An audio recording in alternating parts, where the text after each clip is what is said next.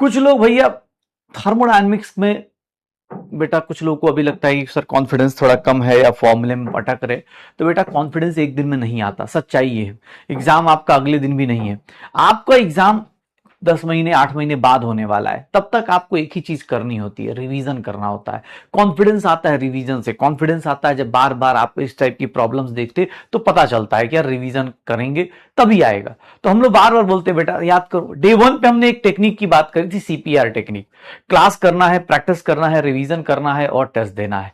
Class एक बार खत्म हो गई, खत्म हो गई। अब मूल कॉन्सेप्ट की क्लास बार बार नहीं देखनी है, प्रैक्टिस करना, revision test, practice revision test, बस भैया। क्लास का बस छोटा सा रोल, क्लास आपको एक बता देगा कि ये चीजें आपको करनी है, बट प्रैक्टिस रिवीजन और टेस्ट ये जरूर करना है आपको। ध्यान से देखिएगा क्या करने वाले, एकदम भैया क्वेश्चन करेंगे। आज तो क्वेश्चन ही करेंगे, लेकिन पहले हम लोग थर्मोडायनेमिक्स चैप्टर का थर्मोकेमिस्ट्री के कुछ इंथैल्पीज हैं, उसमें से फिजिकल की एक इंथैल्पी मैं आपको बताऊंगा, इंथैल्पी ऑफ न्यूट्रलाइजेशन। बाकी जो इंथैल्पीज है जो इनऑर्गेनिक ऑर्गेनिक में आएंगी वो आप मतलब मेरे साथ भी पढ़ेंगे, बट आप धीरे धीरे ज्यादा अच्छे से पढ़ेंगे कहां पर, जब आप ऑर्गेनिक पढ़ेंगे या इनऑर्गेनिक पढ़ेंगे।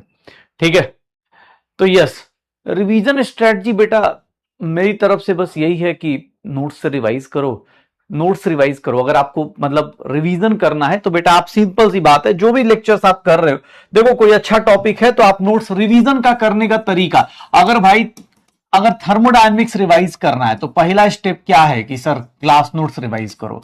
सर क्लास नोट्स पहले रिवाइज करो, क्लास नोट्स रिवीजन करो। सर क्लास नोट्स, क्लास के क्वेश्चन, पहला काम ये करो कि भैया क्लास के क्वेश्चंस, क्लास नोट्स रिवाइज करो। आपको वीकली कंबाइंड क्वेश्चन मिल गए होंगे, तो आप भैया पहला काम इसको रिवाइज करो। अगर यहां पर आपको लग रहा है कि अच्छा सर ने ये क्वेश्चन में ये वाले फॉर्मूले रखे, तो उसके बाद भैया सेकंड काम करना है आपको, यहां पर डीपीपी के क्वेश्चंस का रिवीजन करना है। डीपीपी के क्वेश्चंस का रिवीजन करना है। सेकंड स्टेप में आप डीपीपी के क्वेश्चंस देख लीजिए और उसमें से जो भी अच्छे क्वेश्चंस हो प्लीज बेटा उसको हाईलाइट करो, स्टार करो, मार्क करो, स्क्रीनशॉट करो, जो करना है करके रख लो। थर्मोडायनेमिक्स 4 चैप्टर हो चुके हैं, अगर 4 चैप्टर में आपके 200-250 क्वेश्चन अगर नहीं निकाल पाए हो तो बेटा समझ जाओ प्रिपरेशन फिर बाद में जाके ना एकदम ऐसे तहस नहस हो जाएगी, सच्चाई है। भैया देख लेना सर आपके ये 2 चैप्टर्स, ये 2 चीजें पहले, सबसे पहले, उसके बाद आपको लगता है तो भैया आपको मैं क्लास में बार बार आज एनसीईआरटी के क्वेश्चंस बोल देता हूं, तो एनसीईआरटी के भैया क्वेश्चंस कर लो। एनसीईआरटी से तुम्हें थ्योरी रिवाइज करनी है, थ्योरी रिवाइज करो। तुम्हें लगता है भैया एनसीईआरटी एग्जाम्पलर करना है, एग्जाम्पलर कर लो भाई साहब, एग्जाम्पलर करना है, एग्जाम्पलर कर लो। अगर हम बात करें उसके बाद हम पीवाईक्यूज पे आएंगे।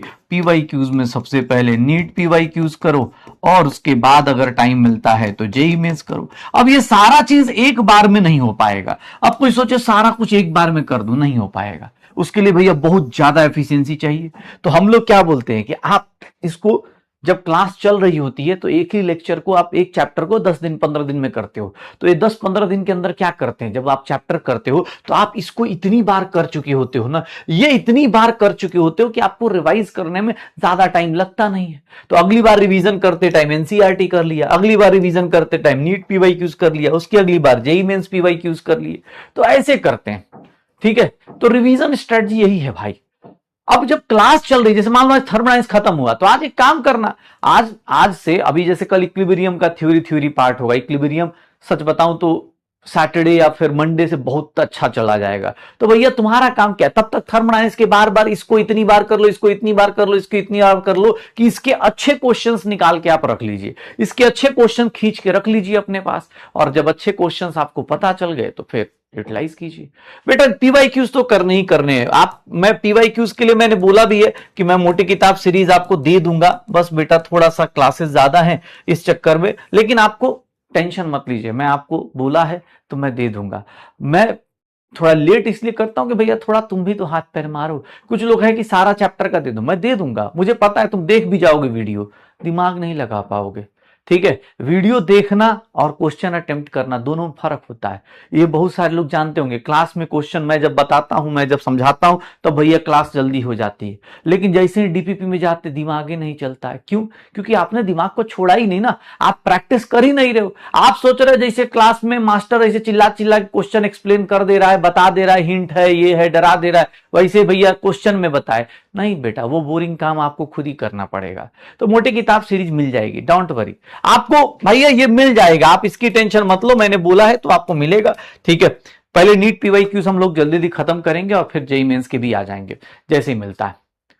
Yes yes, NEET JEE Mains तो हो ही जाएगा भाई। जेई एडवांस वाला मैं दिसंबर ऑनवर्ड, जेई एडवांस वाला तब दूंगा ना जब तुम्हारा सिलेक्शन पहले सिक्योर हो, पहले एडवांस करे। पहले नीट पीवाईक्यूज है, नीट पीवाईक्यूज में अभी थिंक रेडॉक्स हो गया है, रेडॉक्स, हाँ रेडॉक्स और स्ट्रक्चर, ये क्या नाम है, सॉल्यूशंस, ये 2 चैप्टर बस इस वीक के एंड तक आ जाएंगे, रेडॉक्स और सॉल्यूशंस। थर्मोडायनेमिक्स भी अगले वीक तक आ जाएगा। नीट पीवाईक्यूज पहले करेंगे, साथ में फिर जेई मेंस के पीवाईक्यूज करेंगे और जेई मेंस के पीवाईक्यूज खत्म करेंगे। मॉड्यूल भैया, जिनके पास मॉड्यूल है मॉड्यूल करो भाई, किसने मना किया है? मॉड्यूल तो भैया सबसे बेस्ट है। मुझे तो लगता है कि आप जो लोग भी, मतलब ऐसा नहीं कि मॉड्यूल कोई बोलेगा सर आप बेच रहे हैं, बेच नहीं रहा हूं बेटा, सच्चाई बता रहा हूं। आप इधर उधर किताबें करने से फार बेटर है पीडब्ल्यू का मॉड्यूल कर लीजिए। पीडब्ल्यू का मॉड्यूल में ये कि गिन चुन के आपके पास 200-250 क्वेश्चन है, अच्छे अच्छे क्वेश्चन है, उनको देखो, बहुत ज्यादा क्वेश्चन करना और बहुत ज्यादा क्वेश्चन करना इंपॉर्टेंट नहीं है। जो अच्छे क्वेश्चन है उन्हीं को बार बार रिपीट करना, उनके कॉन्सेप्ट को रिपीट करना, ये ज्यादा इंपॉर्टेंट है, ट्राई कीजिएगा। चलिए तो शुरू करते, स्टार्ट करते हैं भैया। जो लोग मॉड्यूल कर रहे हैं बहुत अच्छी बात है। चलिए आज कहानी स्टार्ट करते हैं। सबसे पहले आपको ही पता है हम सबकी फेवरेट